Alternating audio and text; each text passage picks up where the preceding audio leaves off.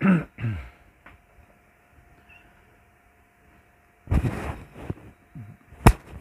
lagi kita anak-anak sekalian.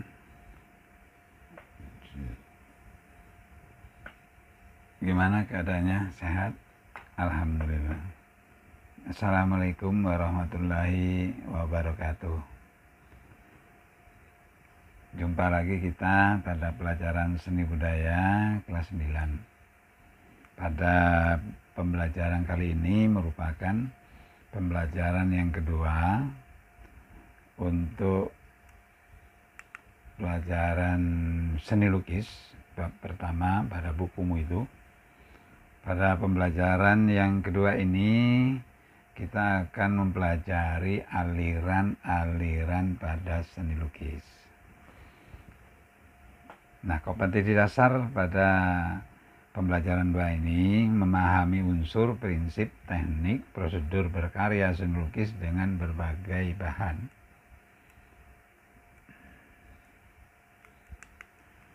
Sedangkan tujuan dari pembelajarannya adalah yang pertama, peserta didik mampu menyeleksi hasil karya seni lukis yang berdasarkan aliran-alirannya. Artinya nanti kalian setelah proses pembelajaran ini nanti dapat menyeleksi hasil karya yang kalian miliki di pembelajaran yang lalu, nanti ditulis termasuk ke dalam aliran apa dia.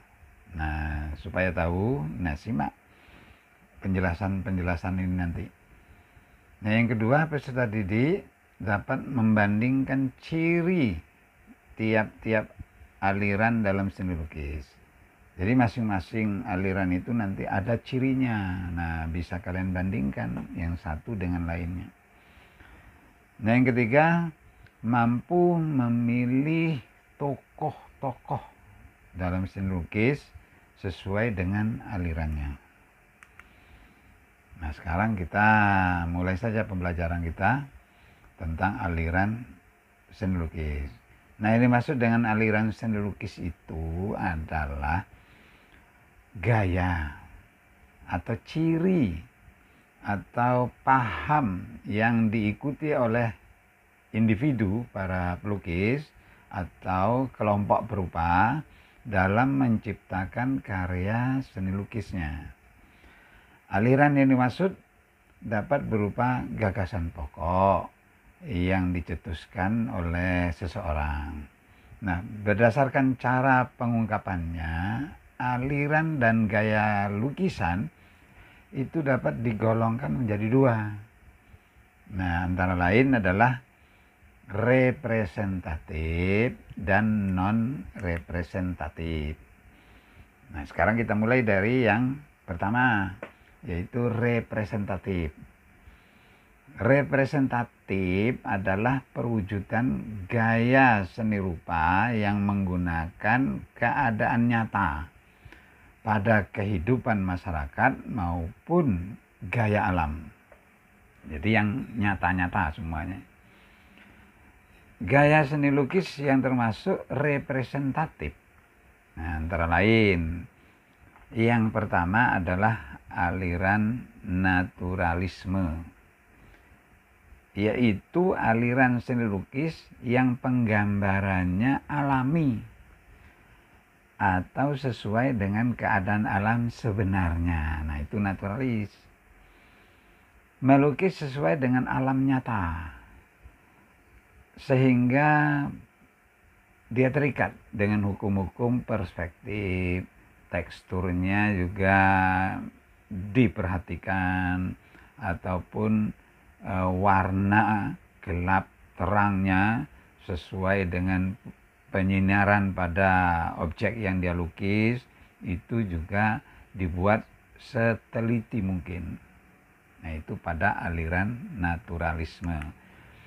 Nah, kalau kita lihat ciri-cirinya aliran naturalisme ini, yaitu mengutamakan kemiripan pada lukisan dengan objek yang dilukis.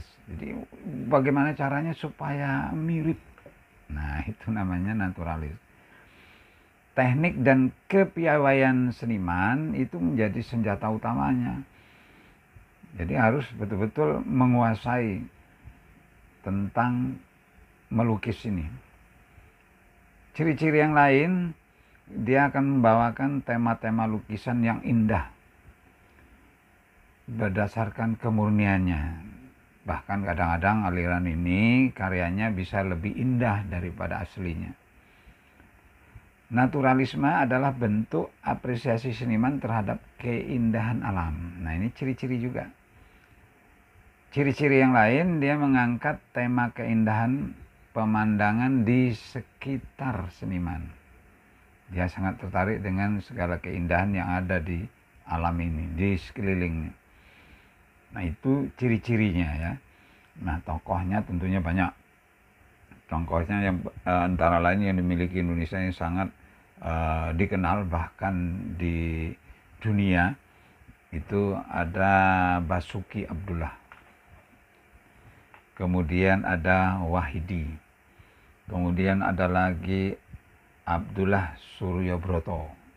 Ada lagi Mas Pringadi dan banyak lagi yang lain.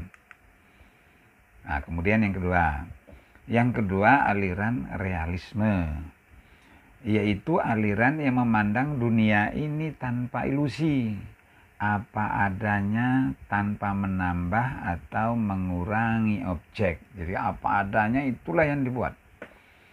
Penggambarannya sesuai dengan kenyataan yang ada. Itu namanya realis. Ciri-cirinya aliran realis ini antara lain dia mengangkat peristiwa keseharian yang dialami oleh orang secara nyata. Kemudian menggambarkan masyarakat dalam situasi dengan lingkungan keadaan sehari-hari. Jadi ada kaitannya dengan hal-hal yang hubungannya sosial. Memiliki detail gambar yang menyerupai aslinya, mirip naturalis tadi. Melalui teknik yang tinggi yang dikuasai oleh pelukisnya. Jadi dia betul-betul sudah menguasai teknik melukis. Ya, karena antara naturalis realis seolah-olah dia hampir mirip. Ya, kalau kita lihat itu seolah-olah kita membuat seperti memotret. Ya, hasilnya itu seperti tangkapan kamera. Hanya realis ini cenderung ke hal-hal yang hubungannya sosial. Nah, tokohnya siapa? Tokohnya itu Raden Saleh. Ini pelukis kenamaan milik Indonesia. Istilahnya bisa disebut mastronya Indonesia. Kemudian ada juga Basuki Abdullah termasuk ya di dalam aliran realisme ini. Kemudian Esi Joyono. Kita lanjut ke aliran yang romantisme. Aliran romantisme adalah aliran seni lukis yang lebih bersifat imajiner. Aliran ini melukis cerita-cerita yang romantis, peristiwa yang dahsyat, atau kejadian yang dramatis. Nah, ini kalau dibuat lukisan dia namanya romantis. Nah, ciri-cirinya seni lukis romantisme ini yaitu kedahsyatan melebihi kenyataan, penuh gerak dan dinamis, memiliki cerita yang menarik dan mengandung kegetiran. Pengaturan komposisinya dinamis, warnanya bersifat kontras dan meriah. Nah, ini romantis ya. Nah, tokohnya siapa? Tokohnya antara lain adalah Raden Saleh. Ya, Raden Saleh ini sering dia membuat karya lukisan dengan tema-tema sejarah atau cerita-cerita rakyat. Nah, ini termasuk yang romantisme. Kita lanjut, yang berikutnya adalah yang keempat, lukisan beraliran ekspresionisme. Lukisan yang ekspresionisme ini yaitu aliran seni lukis yang penggambarannya sesuai dengan keadaan jiwa sang senimannya atau perupa yang spontan pada saat melihat objek karya. Ya, sifatnya dia spontan. menonjolkan ungkapan dalam jiwa si pelukisnya, si senimannya, dan tidak dibebankan dengan ketelitian dan kesulitan dalam melukis, dalam membuat karyanya. Karena aliran ini tidak memiliki tingkat kemiripan dengan akurat bahwa sangat melenceng dalam referensi alam. Jadi ekspresionisme itu tidak mirip dengan objek yang dia buat, ya, karena apa yang dirasakan oleh seniman itu diungkapkan dalam bentuk karya, dan biasanya pelukis yang demikian ini dalam buat karya itu sangat cepat. Nah, ciri-cirinya bisa kita lihat pada lukisan yang demikian ini, tidak mengutamakan kemiripan objek yang dilukis. Nah, itu ciri-cirinya. Jadi dia tidak perlu mirip. Sapuan kuas kadang-kadang ya kelihatan kuasnya itu sifatnya berani dan ekspresif. Artinya bekas kuas itu diperlihatkan, ditampakkan. Jadi tidak dibuat rapih. Teknik menggambar tampaknya naif atau amatir, namun tetap memiliki komposisi yang baik. Kemudian ciri yang lain, mementingkan ekspresi jiwa individu seniman, ya, dibandingkan dengan mengkopi bentuk-bentuk alam. Nah, tokohnya antara lain adalah Affandi. Nah, ini adalah pelukis kenamaan Indonesia, bahkan sangat dikenal di dunia, ya, Affandi Kusumo. Kemudian yang kelima, lukisan yang beraliran impresionisme. Impresionisme yaitu aliran seni yang menggambarkan sesuai dengan kesan. Jadi dia penggambarannya itu sesuai dengan kesan saat objek tersebut dilukis, yang hanya melukis impresi sekilas dari subjek yang dilukis. Jadi dia sangat dipengaruhi oleh penyinaran, ya, cahaya yang diterima oleh objek yang dilukis. Nah, artinya ini juga pembuatannya itu juga dengan cara yang cepat, ya, karena sinar itu sangat mempengaruhi. Nah, ciri-cirinya, gambar pada lukisan ini tidak detil. Lukisan hanya tampak mirip jika dilihat dari jauh. Nah, kalau didekati ternyata lukisannya enggak mirip dengan aslinya, tapi dari jauh dia kelihatan, ya, sama dengan objek yang dia lukis. Nah, fokus melukisnya pada pantulan cahaya subjeknya. Kemudian pelukis yang beraliran ini bisa dikatakan juga dia hampir tidak pernah menggunakan warna hitam, ya. Nah, itu ciri-cirinya. Nah, pelukisnya antara lain adalah S. Sujoyono.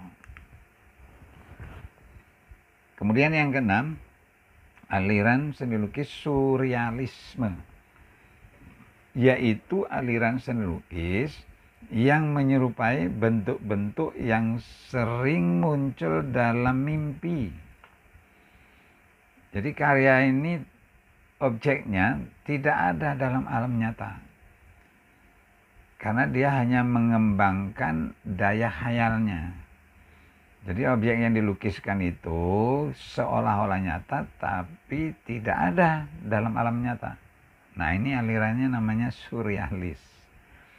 Ciri-ciri aliran ini memuat gambar objek nyata dalam keadaan tidak nyata. Nah, objeknya nyata tapi dalam keadaan tidak nyata, khayalan. Pencitraan seperti dalam mimpi. Nah, tadi kan sudah jelaskan. Jadi ciri-cirinya itu memainkan imajinasi yang terdapat dalam mimpi dengan dunia nyata. Jadi seolah-olah nyata tapi dia itu alam khayal. Jadi karyanya nampak seperti fantasi. Nah, ini ciri yang lain. Nah, tokohnya antara lain adalah Amang Rahman. Amang Rahman ini dikenal dengan istilahnya itu Salvador Dali-nya Indonesia. Karena perintis surrealisme ini adalah Salvador Dali dari Eropa. Ya, Indonesia punya, yaitu Amang Rahman. Kemudian yang ketujuh adalah aliran kubisme. Aliran kubisme ini adalah seni lukis yang penggambarannya berupa bidang-bidang segi empat atau bentuk dasar-dasar kubus. Aliran ini juga menyederhanakan objek sehingga menyerupai bentuk-bentuk yang geometris. Ya, jadi bentuk-bentuk objek apapun yang dia lukis itu disederhanakan menjadi bentuk-bentuk yang geometris. Nah, ciri aliran ini menggunakan perspektif sekaligus dalam satu gambar. Itu ciri-cirinya. Kemudian melakukan deformasi dan dekonstruksi terhadap objek yang dilukis, seperti posisi mulut tertukar dengan posisi hidung. Nah, itu contohnya ya.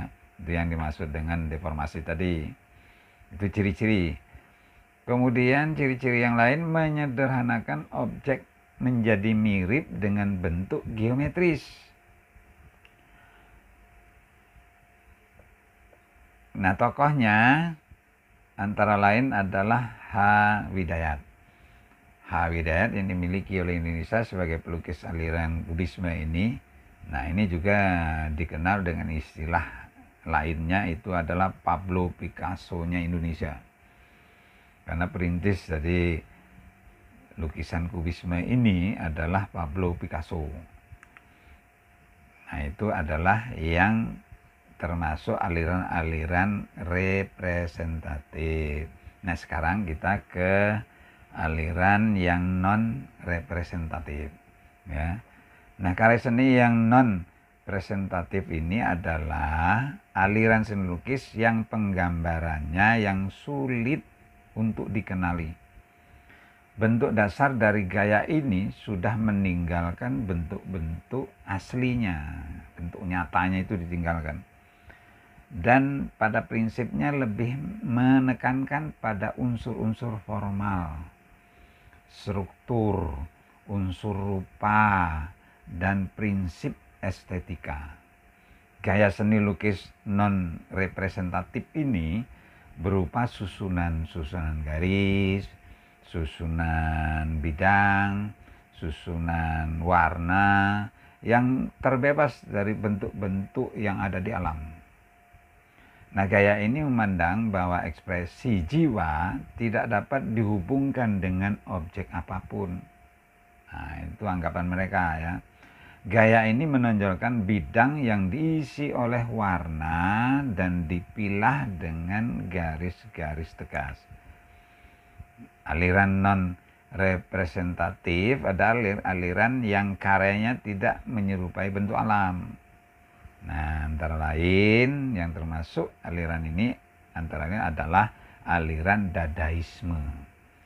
Aliran Dadaisme ini adalah aliran yang tidak ingin membuat suatu karya indah secara fisik, namun bermuatan kritik tajam, pesan perdamaian, atau pesan sosial lainnya dengan cara membuat sindiran tidak langsung melalui karya. Nah, ini yang disebut dengan Dadaisme.